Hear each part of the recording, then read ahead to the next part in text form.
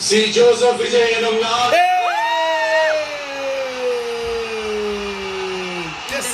இந்த வார்த்தைக்காக எத்தனை நாட்கள்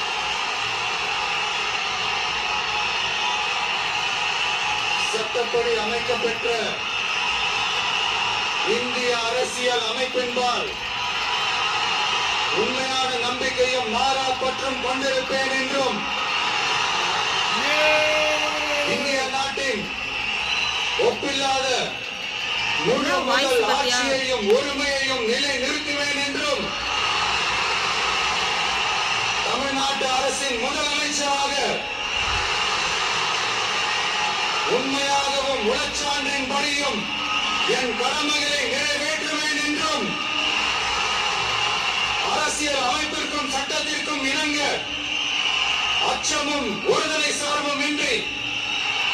விருப்பு வெறுப்பை விலக்கி பலதரப்பட்ட மக்கள் அனைவருக்கும் நேர்மையானதை செய்வேன் என்றும் ஆண்டவன் மீது ஆணையிட்டு